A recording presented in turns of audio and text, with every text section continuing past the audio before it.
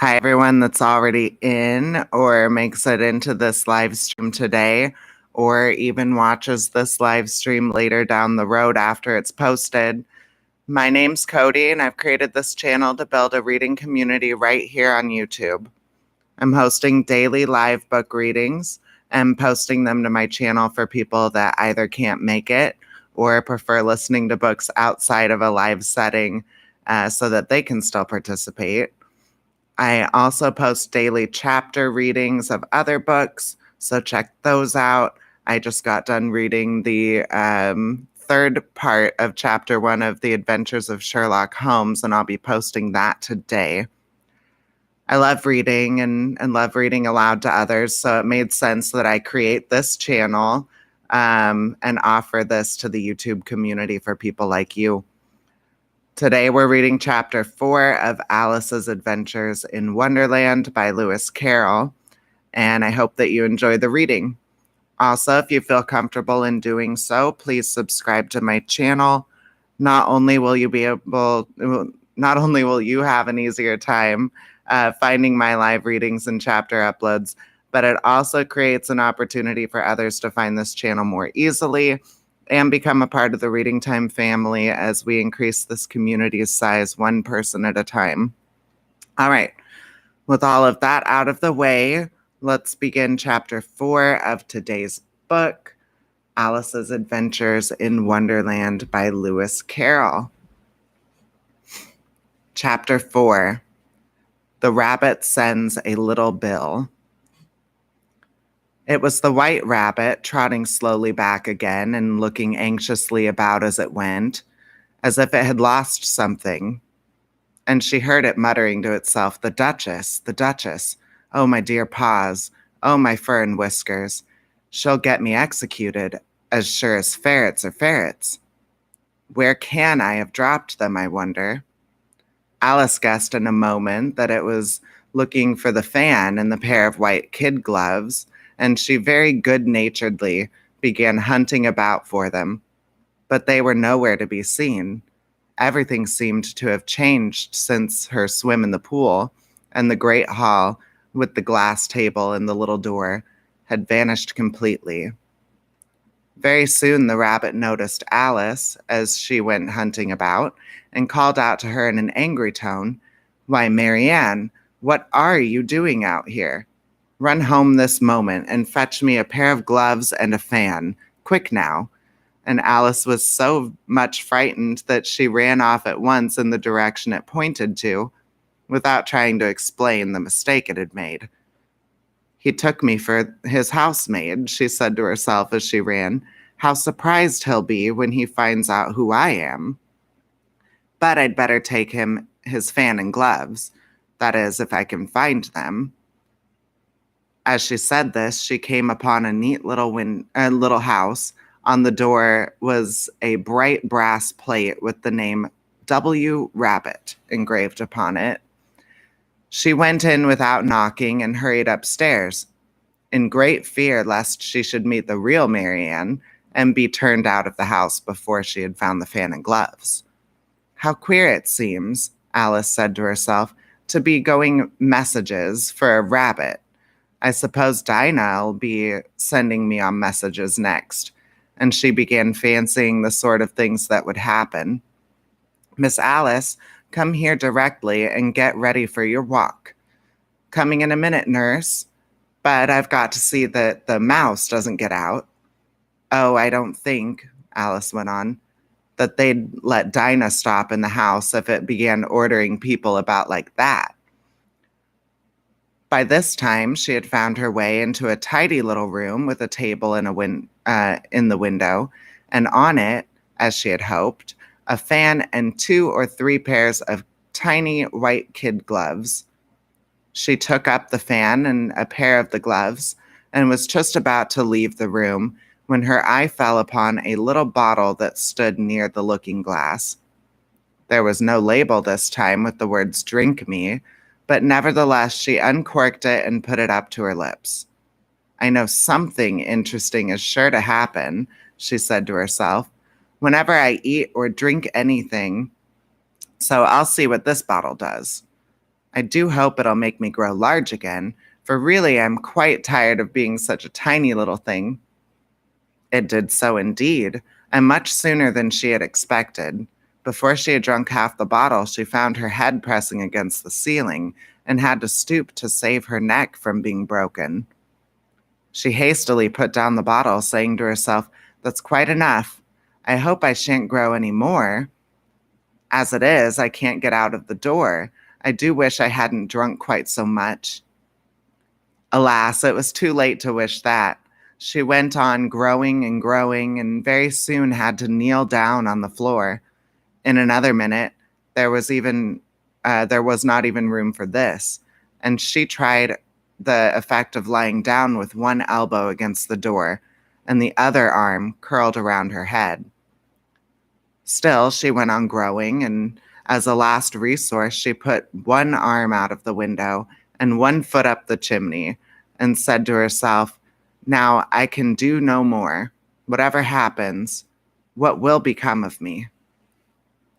Luckily for Alice, the little magic bottle had now had its full effect, and she grew no larger.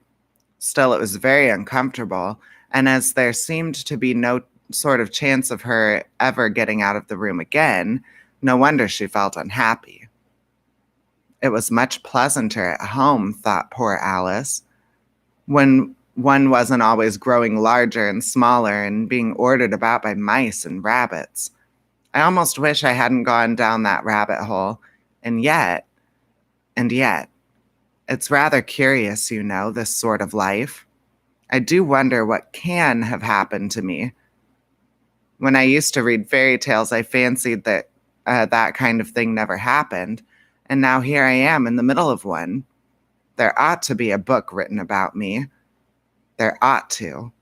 And when I grow up, I'll write one. But I'm grown up now," she added in a sorrowful tone. "At least there's no room to grow up any more here." But then, thought Alice, shall I never get any older than I am now? That'll be a comfort, one way.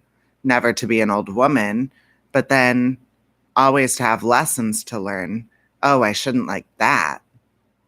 "Oh, you foolish Alice," she answered herself. "How can you learn lessons in here? Why, there's hardly room for you, and no room at all for any lesson books." And so she went on, taking first one side and then the other, and making quite a conversation of it altogether. But after a few minutes, she heard a voice outside and stopped to listen. "Marianne, Marianne," said the voice. "Fetch me my gloves this moment." Then came a little pattering of feet on the stairs. Alice knew it was the rabbit coming to look for her, and she trembled till she shook the house, quite forgetting that she was now about 1,000 times as large as the rabbit, and had no reason to be afraid of it. Presently, the rabbit came up to the door and tried to open it, but as the door opened inwards, and Alice's elbow was pressed hard against it, the attempt proved a failure. Alice heard it say to itself, "Then I'll go round and get in at the window." "That you won't," thought Alice, and after waiting till she fancied she heard the rabbit just under the window, she suddenly spread out her hand and made a snatch in the air. She did not get a hold of anything, but she heard a little shriek and a fall and a crash of broken glass, from which she had concluded that it was just possible it had fallen into a cucumber frame or something of the sort. Next came an angry voice, the rabbit's. "Pat, Pat, where are you?" And then a voice she had never heard before. "Sure, then I'm here, digging for apples, Your Honor." "Digging for apples, indeed," said the rabbit angrily. "Here, come and help me out of this."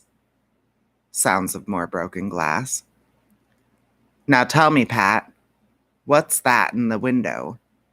"Sure, it's an arm, Your Honor," he pronounced it arum.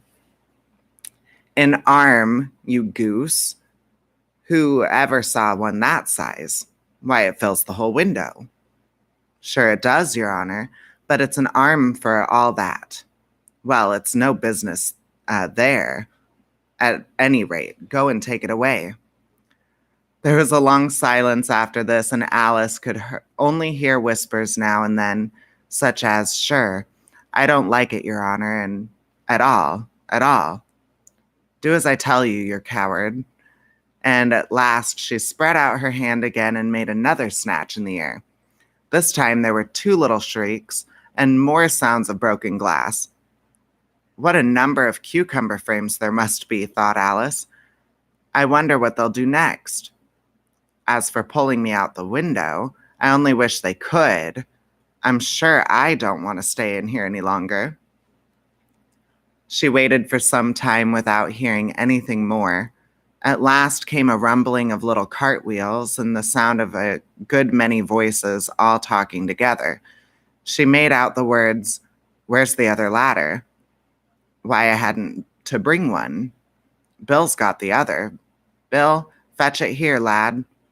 Here, put him up at the corner. No, tie him together. Oh, they'll do well enough. Don't be particular. Here, Bill, catch hold of this rope. Will the roof bear? Mind that loose slate. Oh, it's coming down. Heads below." A loud crash. "Now who did that? It was Bill, I fancy. Who's to go down the chimney?" "Nay, I shan't." "You do it." "That I won't, then." Bill's to go down. Here, Bill, the master says you're ready to go down the chimney." "Oh, so Bill's got to come down the chimney, has he?" said Alice to herself. They'll seem to put everything upon Bill.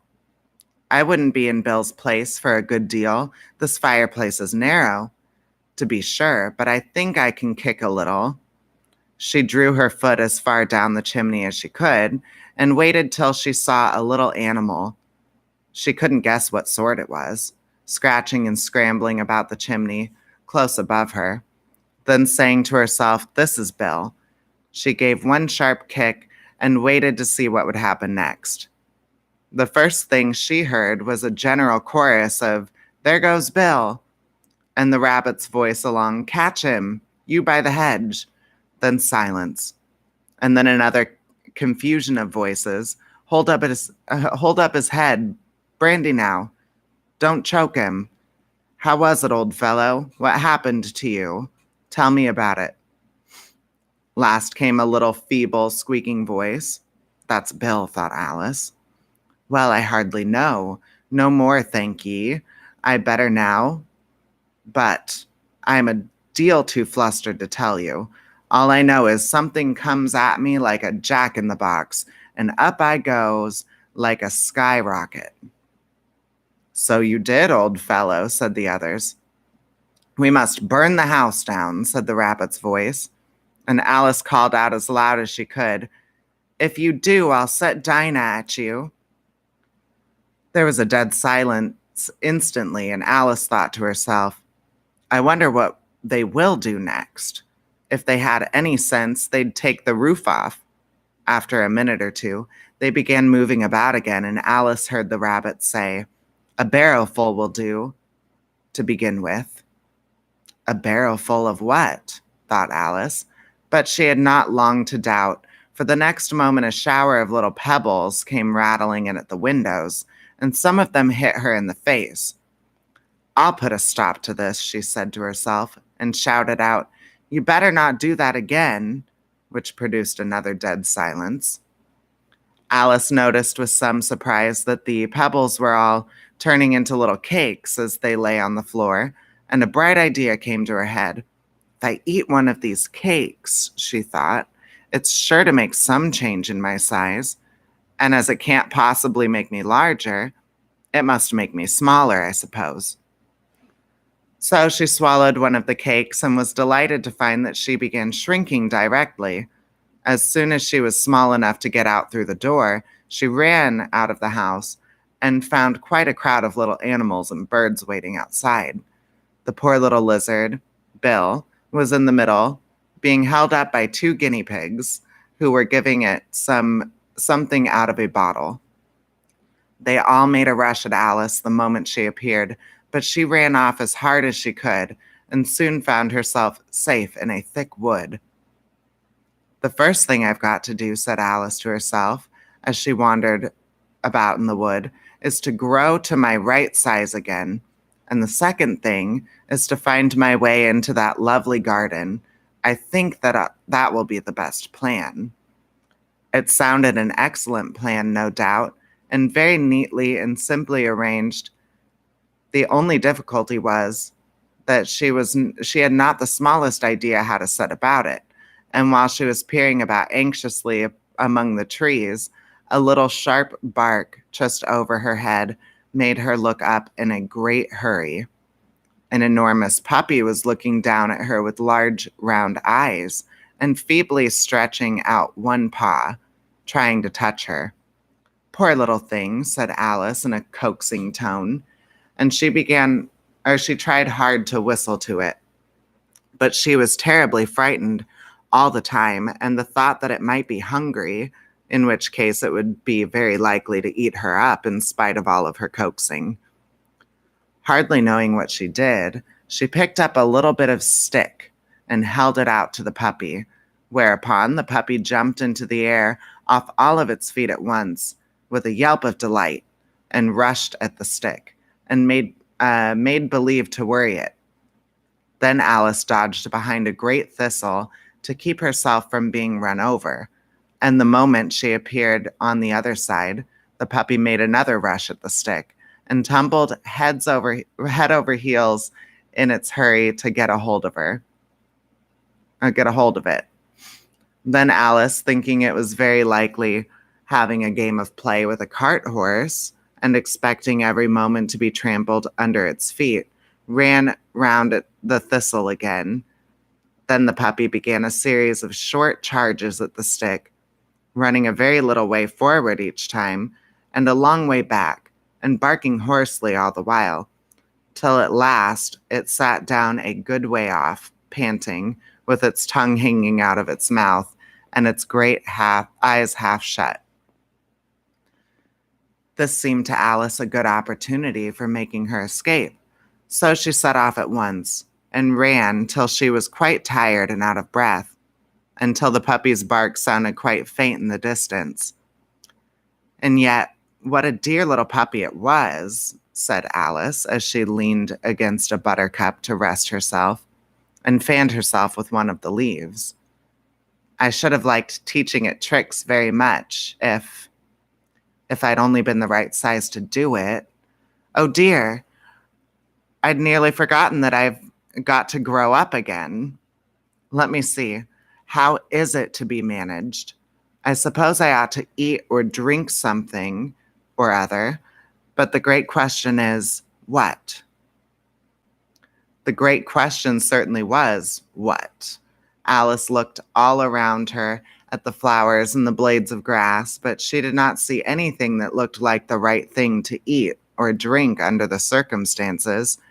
There was a large mushroom growing near her, about the same height as herself, and when she had looked under it, and on both sides of it and behind it, it occurred to her that she might as well look and see what was on the top of it.